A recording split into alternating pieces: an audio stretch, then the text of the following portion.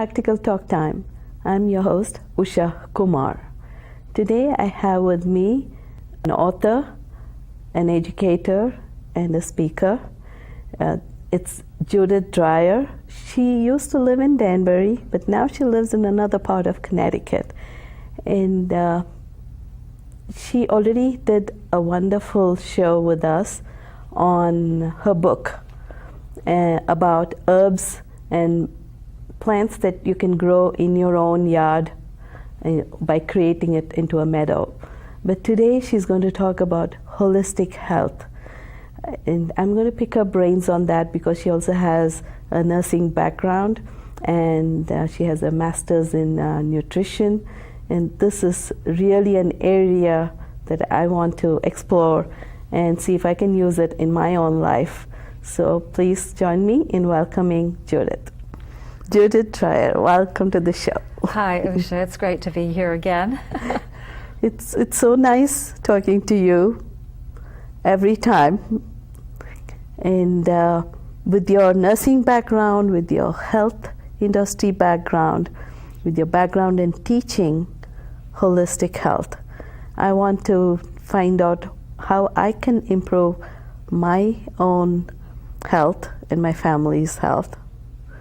You know, just getting some insights from your experience. Well, we're holistic beings. People throw the word holistic out, but part of my journey today is to have a different dialogue about what does holistic really mean and holism, because it comes from holism. And the word holism, or the concept of holism, is that the whole is only going to be as strong as its parts. So if one part of us is weak or not up to par, our body isn't going to be functioning optimally. And we all know that. If we have a headache, it affects all of us, right? Yes. If you have a cold, you're not functioning. Exactly. To your full ability. Exactly. So the piece that I think is missing, though, is actually reverence for the body. We forget that this is an amazing structure, number one. We take it for granted, number two. But it's something that we don't have for a long time. You know, if we're lucky, we live to be in our elder years. But how well we take care of it is going to determine how well we do age in the long run. Now, we have genetics that play into it, and we have environmental factors that play into that. But from a holistic perspective, there's a lot we can do to keep this body functioning as optimally as possible. So we know if we just looked at, I love to work with the medicine wheel, so if we look at the four elements that are traditionally put on a wheel, such as earth, air, fire, and water, we realize that that's everything that we are. We are just like the earth. We're no different than the earth that we walk upon. Yeah, 70% water. Exactly. But our first breath of life gives us life, and our last breath means our life is over. So air, breath is incredibly important. And then when there's movement in that air, it creates a spark, and that spark is fire. And every cell has the ability to create that fire, which produces energy to keep us going. So our current health system, with the allopathic, Western type of health system, are we getting this holistic health? Are we getting this? Well, I think we all know that there's certain aspects of Western medicine that do very, very well. But what I hear, what I've heard from patients, what I've heard from clients in the health food industry, and what I've heard from students, is that it falls short. It falls short in managing or even identifying chronic diseases early enough. It also falls short on prevention. And even though we've made some gains in the last 20 years, I still feel that there's missing pieces. And one of the pieces is that we're still treated as body parts instead of a whole system that works together and has an interrelationship and an interdependency as a system. And you understand that as a scientist, right? Yes. See, what I find frustrating as a patient when you go to a doctor is that a doctor wants to only look at something, one thing. Mm-hmm. They say, oh, you have a fever? Okay, we're going to get your fever down. And that's it. They don't try to find out what is this due to. Well, that's unless they can do a battery of tests. right. Even then, I don't know if they'll be able to get that. And then they're just treating a symptom. Bringing the temperature down doesn't really get rid of the fever. Sometimes you have to treat it else. I know of late, we've had antibiotics that help with a lot of problems, really curing something and not just using a Band-Aid. But then one person just looks at your ear, one person looks at your eyes, one person looks at your body. But it's like they're not all together. They don't seem to be working together. And then you waste so much time and effort going to 10 different people, especially those who have chronic diseases or people who have had to have surgeries in different parts of their body. They got into accident or something, and then their lives become a big, frustrating hell of a life. Just trying to manage, trying to go to all these different specialties to get that one body treated. There's no centralized system. No, there isn't. It's supposed to be our family doctor, but they ship you out to all different specialists, and I think that's the frustrating part, because then we start to feel like a body part instead of a whole person. And also it leads to what you were saying, they're not able to diagnose it early enough because of that. Well, I don't think our medical system is set up to diagnose early enough in some cases. When I studied Ayurvedic medicine and traditional Chinese medicine, they use an entirely different diagnostic system and tool, and they can actually address things long before it becomes a major symptom, which is what we do here in this country. And also it's more individualized, I believe. It's more individualized. They look at the whole individual. I've gone to practitioners where it takes an hour and a half, or I fill out 5 pages of difference of my body and what's going on with it, and then they put it together based on their perspective. And I have found better foundational health stepping into those models than I have in allopathic medicine.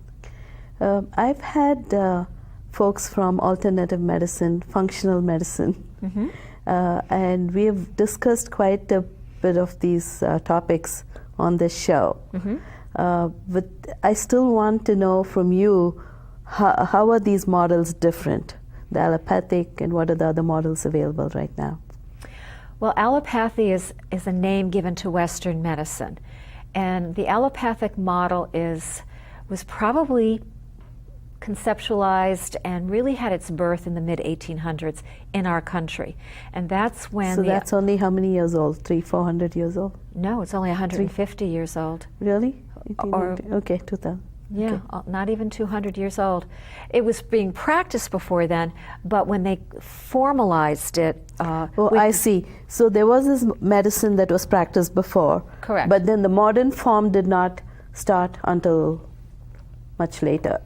So. Well, it started in the mid-1800s with the AMA forming an official body, and they partnered up with the Pharmacy for Patented Medicines. And so it became a business partnership. And the model is body parts and body symptoms are treated with drugs and surgery. So if you understand the underlying model of Western medicine, then it makes perfect sense. But when we step into alternative models, we begin to see the fact that we're looked at differently. So naturopathy had its origins in Europe, and it has nature at its core. Let the natural healing intelligence of our body be supported so that our body can heal itself in a more consistent way with the operating system that we have. I like to use that word. We have an operating system. Not block it or inhibit it in some way, but actually foster the intelligence that's within our body to heal. So they use a lot of herbal medicine, a lot of homeopathy, they use acupuncture depending on the practitioner. Oh, I see. And so that's one model. And then you go into a system like Ayurveda or traditional Chinese medicine. And what I've noticed is those systems all have nature at its core. They all have a connection to the outside world. They look at the seasons of the year. They look at the colors for each season. They look at the life cycle for each season. And they've been able to map the human body and our growth and development based on a more cohesive model that partners and mirrors nature. And if we believe that we're the microcosm and the world is the macrocosm, then the outside world actually gives us clues on how to take care of our own operating system, so to speak. And that is the Chinese and Ayurvedic. Yes. And they are also based on herbs. They have herbs as But part they of do have other treatments too, not just herbs. But they have a spirituality to them. And it's only been recently that Western medicine is even addressing spirituality, the fact of prayer and how prayer promotes healing. That's only come in the last, I want to say, 15, 20 years. You're right, Judith. I know I've read articles recently and in the past 15 years or so of surgeons encouraging their patients to also seek this alternative healing methods in order to recover from surgeries faster. Yes. And they found that, like you said, spirituality and everything has helped quite a bit for patients, where they did go through the Western medicine, medical surgeries. Correct. But then in order to heal and come out alive at the end of it, they needed still the old methods. So we shouldn't let those old methods of health maintenance go away. Well, if we look at the systems from a comprehensive point of view, we're a mind, body, and a spirit, and a soul. And so how do we feed and take care of each one of those components?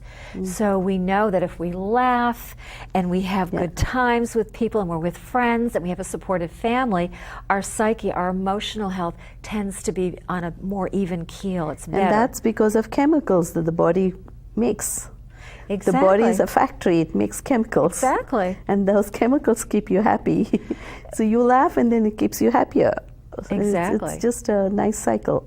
It is a nice positive cycle that one can get. So again, the body can heal itself, it can make its own chemicals, it can heal itself, right? It can. To me, it's all about balance. You have to know yourself first. What are you going to do or not do? There are people out there who absolutely refuse to seek any Western medicine whatsoever, and regardless of what issue presents, they're going to do a more natural thing. Most of them are okay, some of them are not. Yeah, because Western medicine has its strengths too. It does have its strengths too.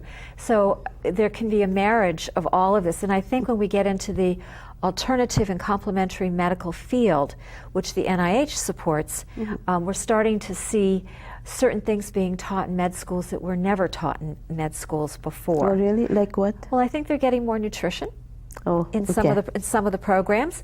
I think they're getting more hands-on. This is what your patient's going through, so you better experience it yourself so that you understand what you're doing to your patients. Oh, I see. So they're having more hands-on that way in some programs.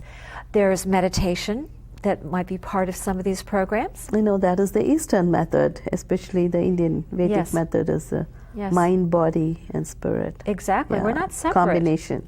Exactly. And if we can start addressing that in the medical field in a more consistent way, I think our medical system will blossom. Right now, we're bogged down with insurance, and insurance directs us over here, insurance directs us over there. And it goes on and on from whatever. I think all this high costs of current Western medicine, the high costs of pharmaceutical products, I think that is driving people to now go back and seek refuge in some of the old-fashioned, old methods of holistic healing. Well, we shouldn't throw out that which works. The stuff that didn't work has not gone forward in the herbal field. Obviously, if you were poisoned by a certain plant, nobody wanted to use it in that way again. So there's been a check and balance in our system. There's always going to be some form of, I don't know, I want to use the word quackery, but snake oil, so to speak. And I think that'll always be there, no matter what. Because we're humans, we have our human nature to deal with. But if we seek out herbal practitioners responsibly, some of the health food stores that have been around a long time, the folks that run them have a body of knowledge that they've accumulated over the years.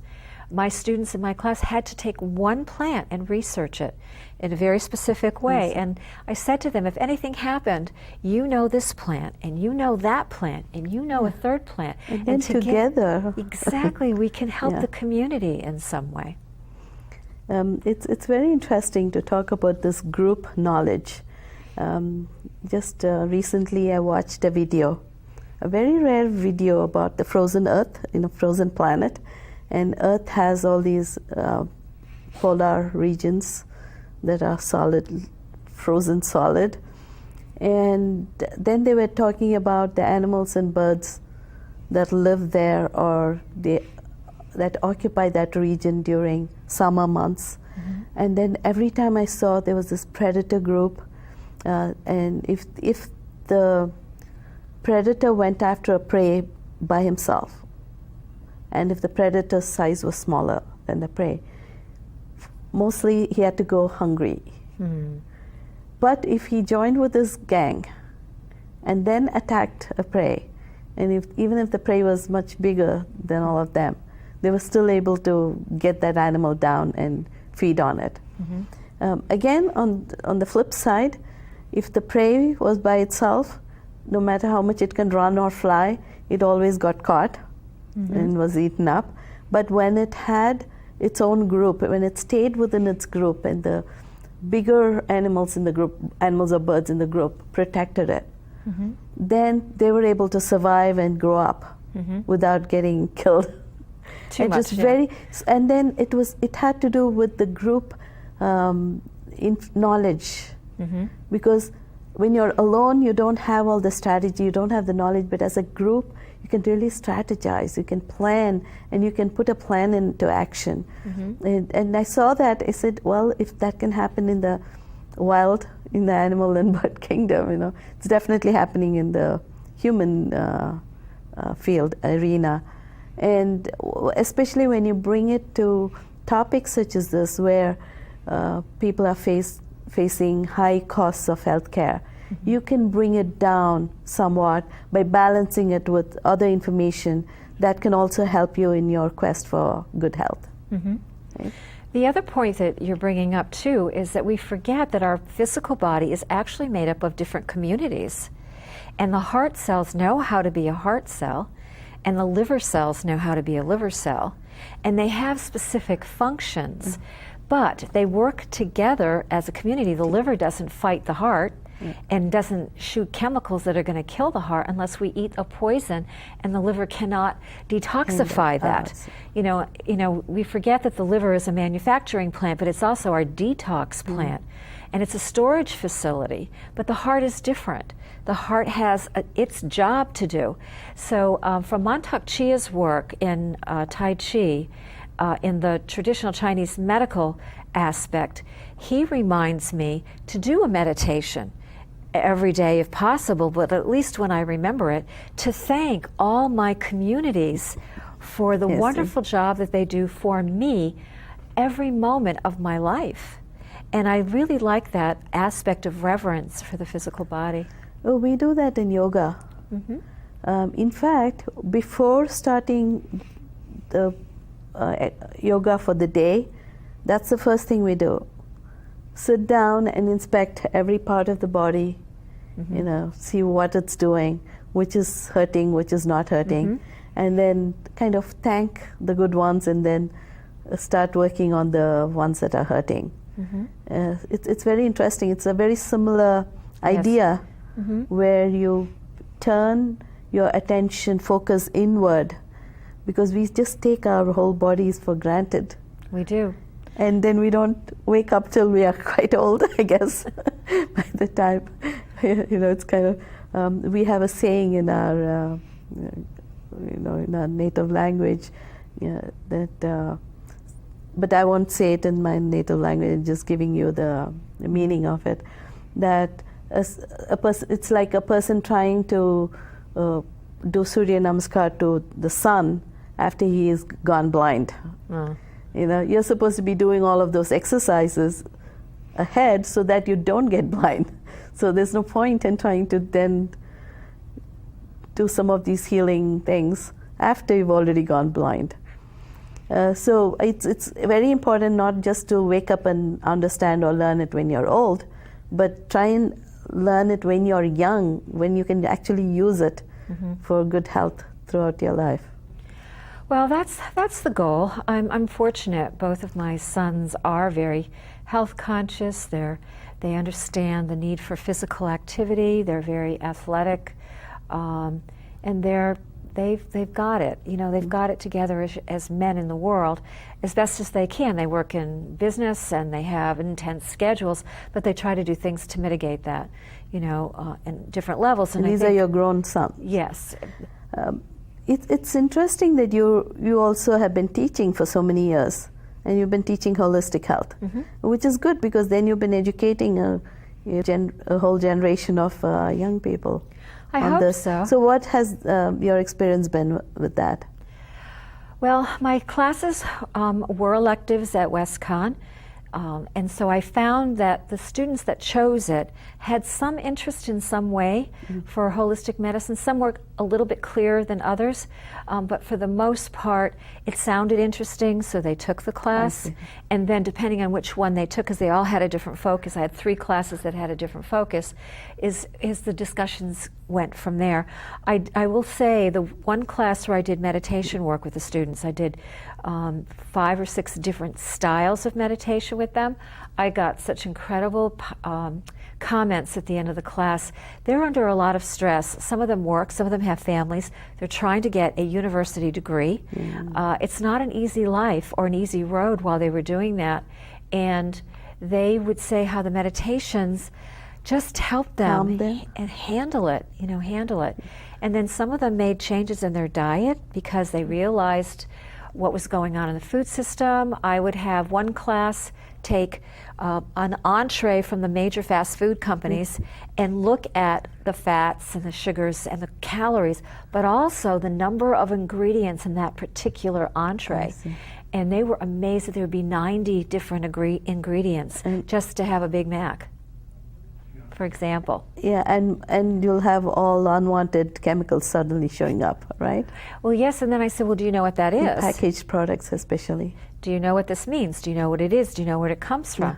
And it got them thinking, so when they wrote their little comments at the end, they would say how they were making some changes. And that to me was very rewarding.